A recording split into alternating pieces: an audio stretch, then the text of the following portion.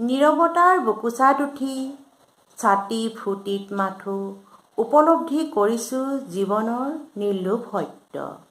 আঠ্যৰ পতাৰ সুজলাব খোজা সেটি সেউজীয়া কবিতা। সৃষ্টিৰ পতাৰত ইচিতাব খোজা সেটি মন পৰকা কবিতা। কবিতাই সাজি পোকা মেলি দেহুকা মেলি সৃষ্টিৰ আকাশ দৰিচাত তৈ। মোৰ কবিতাৰ জুলুঙাত সৃষ্টিৰ হলেক মেটমৰা, কবিতাৰ কবিতা আৰু বহু কবিতা। আঠ্যৰ পতাৰ সুজলাব খোজা সেটি সেউজীয়া কবিতা। কবিতাৰ সুপৰিও সঁচে কিংবদন্তি আৰু হলেক জীৱন্ত কাহিনী। কবিতাবোৰ মালাগাঁঠি যাম, কাহিনীবোৰ কৈ শুনাম। কবিতাই সৰিয়া গীত হেতি হ'ব, কাহিনীবোৰে বৃহৎ কলেবৰৰ ৰূপৰ কাণ্ডাৰী যেন হ'ব। আঘিল লুটাৰৰ প্ৰিয় দৰ্শক, আজিৰ সেই দেওবৰীয়া অনুষ্ঠানলৈ সকলোকে স্বাগতম জনাইছোঁ। আজিৰ সেই দেওবৰীয়া কাব্যানুষ্ঠান কাব্যশ্ৰীলৈ গোগামুখ নিবাসী বিশিষ্ট কবি আইতিক গল্পকাৰ অসম চৰকাৰৰ লেখক বঁটা প্ৰাপক স্বপ্নাচিকা চুতীয়াৰ দুটি কবিতা আপোনালোকৰ ওচৰত শুনাব বিচাৰিছোঁ। আৰু সকলোৱে ভাইদেউৰ কবিতাটো শুনি ভাল লাগিলে লাইক শ্বেয়াৰ কমেণ্ট কৰি জনাবলৈ নাপাহৰিব।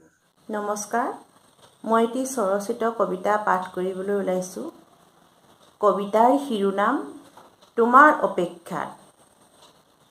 এন্ধাৰক হাও দি মমডাল শুই আছিল হেতেলিত। অৱশ্যে নাৰ্জী কেইপাহে বাট চাই আছিল তুমি আহিলে কম বুলি হৃদয়ৰ কথা। তুমি মোক শুকুলা ডাৱৰ দিবা লাজৰ একলহ পানী।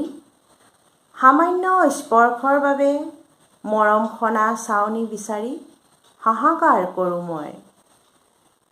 দাপোন ভাঙি হঠাৎ খহি পৰে কাঁচৰ টুকুৰা। প্ৰতিটো টুকুৰাত যে মোৰ সেই স্বপ্নৰ উচুপনিবোৰ।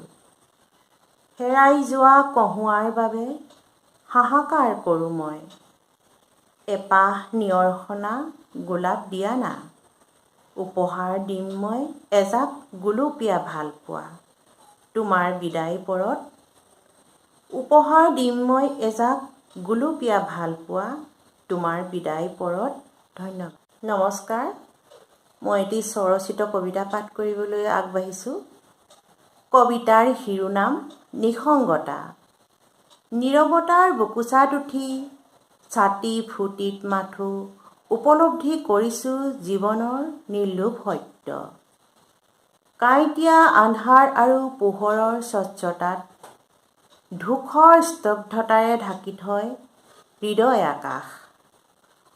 সংগীবিহীন হৈ পৰে পলাতক সপোনবোৰ। নিসংগতাৰ আশ্ৰয়ত বক্ষস্থলৰ দুৱাৰ খুলি ধমনীয়েদি সোমাই